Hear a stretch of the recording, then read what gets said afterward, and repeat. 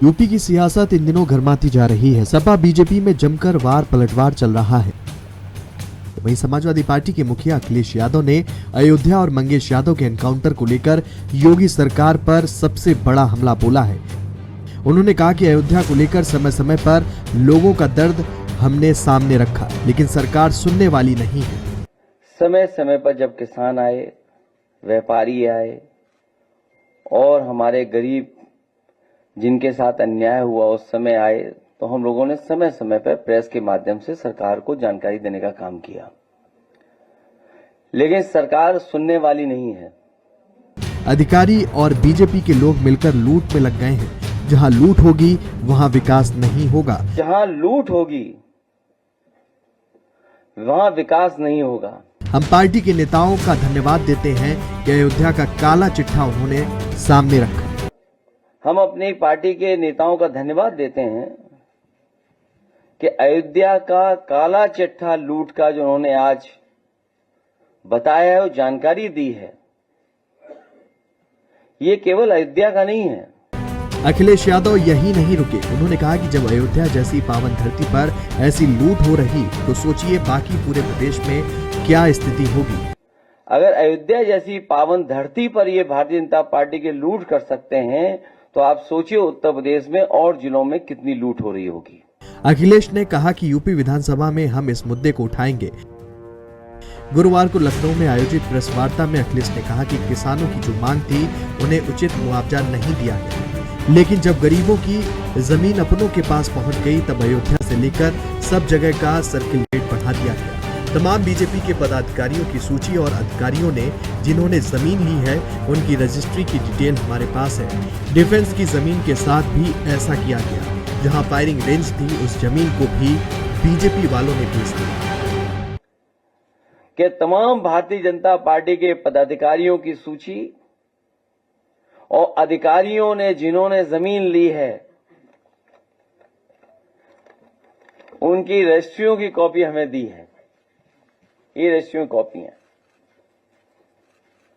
और यही नहीं है, बहुत बड़ी संख्या में फाइल में हैं ये सब। केवल यही लूट नहीं हुई, सेना जैसी जो डिफेंस है उस डिफेंस के जमीन से कोई छेड़खानी नहीं करता। कभी इस डिफेंस की जमीन की तरफ कोई नहीं देखता। और जहां पर फायरिंग रेंज थी, जहां पर आर्टिलरी या और अभ्यास के लिए इस्तेमाल जमीन होती थी, उस जमीन को भी इन्होंने भारतीय जनता पार्टी के लोगों ने बेच दी। वहीं इस मुद्दे पर अब यूपी के डिप्टी सीएम ब्रजेश पाठक भी हमलावर हो गए हैं। अखिलेश यादव के सवाल का जवाब दिया। उन्होंने क्या कुछ कहा, आइए सुनाते हैं। अयोध्या का डेवलपमेंट कैसे हो गया? ये वही लोग हैं समाजवादी पार्टी के लोग जिनके पुराने शासनकाल में समाजवादी पार्टी की सरकार थी। अयोध्या में निहत्थे राम भक्तों पर गोलियां चला करके खून की नदियां बहाने का काम मुझे अच्छी तरह याद है। हम लोग स्टूडेंट पॉलिटिक्स में थे। अयोध्या का जो ब्रिज है, सरयू माई का ब्रिज है, पूरा खून से रंगा हुआ था।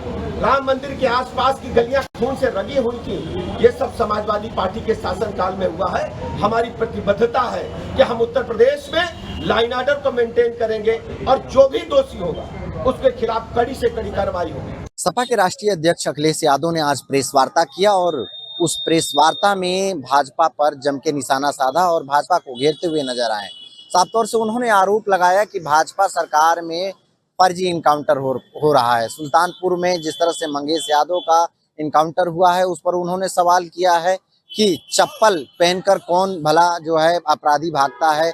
चप्पल पहनाकर इनकाउंटर किया गया है, पूरी तरह से प्लानिंग थी।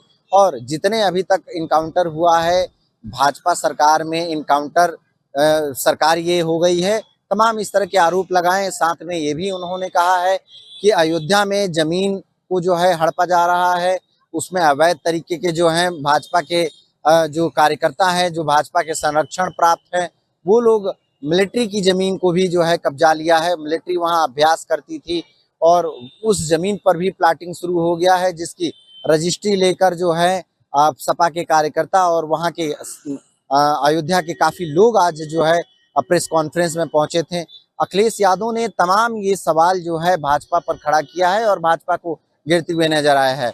इसी के पलटवार में उप मुख्यमंत्री ब्रजेश पाठक ने सीधे तौर से इसका जवाब देते हुए कहा है कि सपा सरकार में यानी कि 2017 के पहले किस तरह से बहन बेटियां सुरक्षित थी कि नहीं सुरक्षित थी, ये लोगों को सभी लोगों को मालूम है। और 2017 से जिस तरह से अभी देखा गया है कि सरकार बनी है और उसके बाद से जो कानून व्यवस्था जो स्थापित हुआ है, कानून व्यवस्था को चुस्त दुरुस्त किया गया है। ऐसे में व्यापारी और युवा, महिला और जो बेटियां वो सभी सुरक्षित हैं। सभी जो है भय मुक्त होकर जो है सड़कों पर निकलते हैं। भय मुक्त होकर जो व्यापारी है वो अपना व्यापार कर पा रहे हैं। लेकिन वहीं सपा सरकार पे पलटवार करते हुए कहा है कि सपा सरकार में जिस तरह से ये कहीं ना कहीं अपराधी जो हैं उनके मंसूबे काफी ऊंचे थे, बहु बेटियां सुरक्षित नहीं थी, जो व्यापारी थे उनके कारोबार सुरक्षित नहीं था। अब इस सरकार में, भाजपा सरकार में सभी सुरक्षित हैं और सभी जो है भयमुक्त होकर जी रहे हैं। लखनऊ से कैमरा पर्सन सौरभ के साथ राजन सिंह, जेएमडी न्यूज के लिए।